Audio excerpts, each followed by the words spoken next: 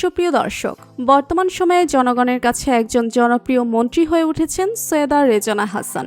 আপনারা সবাই রেজনা হাসানকে চিনে থাকলেও আপনারা কি জানেন রেজনা হাসানের একটি মেয়ে রয়েছে? বর্তমানে কি করেন তিনি? বিস্তারিত জানতে ভিডিওটি না টেনে শেষ পর্যন্ত দেখতে থাকুন। বর্তমান অন্তর্বর্তীকালীন সরকারের পরিবেশ, বন ও জলবায়ু পরিবর্তন মন্ত্রণালয়ের মন্ত্রী হলেন সৈয়দা রেজনা হাসান। রেজনা হাসানের পৈতৃক নিবাস হবিগঞ্জে, যদিও তিনি জন্মগ্রহণ করেছেন ঢাকার ধানমন্ডিতে। 1968 সালের 15 জানুয়ারি জন্মগ্রহণ করেন তিনি। রেজনা হাসানের বাবা সৈয়দ মহিবুল হাসান এবং মা সুরাইয়া হাসান। রেজনা হাসান ভিকারুন্নিসা নুন স্কুল অ্যান্ড কলেজ থেকে মাধ্যমিক এবং হলিকরাজ কলেজ থেকে উচ্চ মাধ্যমিক শেষ করেন। এরপর তিনি ঢাকা বিশ্ববিদ্যালয়ে ভর্তি হন। প্রথমে লোক প্রশাসন বিভাগে ভর্তি হলেও আইনের প্রতি আগ্রহ থাকার কারণে পরবর্তীতে বিভাগে পরিবর্তন করে আইন বিভাগে ভর্তি হন তিনি এবং সেখান থেকে অনার্স এবং মাস্টার্স শেষ করেন। 1993 সালে LLM সম্পন্ন করার পর তিনি বাংলাদেশের বাইরে বেশ কয়েকটি ফেলোশিপ কোর্স সম্পন্ন করেন।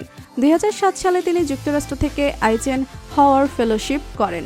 শিক্ষাজীবন শেষে তিনি 1993 সালের জুলাই মাসে বাংলাদেশ পরিবেশ আইনজীবী সমিতি বেলাতে যোগ দেন।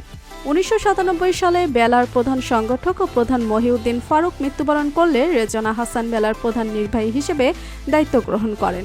তিনি বেলার প্রধান নির্বাহী ছাড়াও ফেডারেশন অফ NGO ইন বাংলাদেশের সহসভাপতি এবং NGO DRS এর সভাপতি। ব্যক্তিগত জীবনে সৈয়দা রেজনা হাসান তার সহপাঠী আইনবিদ ও ব্যবসায়ী আবু বকর সিদ্দিকের সঙ্গে বিবাহ বন্ধনে আবদ্ধ হন।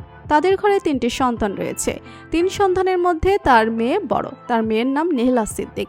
এরপর তারা 2 ছেলে সন্তান রয়েছে। 2 ছেলের নাম জাবির এবং জিদান। মা সৈয়দা রেজনা হাসানকে অনেক ভালোবাসে সন্তানেরা। নেহলা সিদ্দিক বর্তমানে পরিবেশবিদ্যা নিয়ে PhD করছেন। নেহলা বলেন, আমি আমার মায়ের মতো একজন পরিবেশবিদ হতে চাই। সবাই আমার জন্য দোয়া করবেন, আমি যেন দেশের জন্য এবং দেশের মানুষের জন্য ভালো কিছু করতে পারি।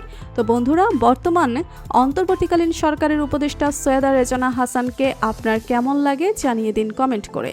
আর ভিডিওটি ভালো লেগে থাকলে একটি লাইক দিয়ে চ্যানেলটি সাবস্ক্রাইব করুন। ধন্যবাদ।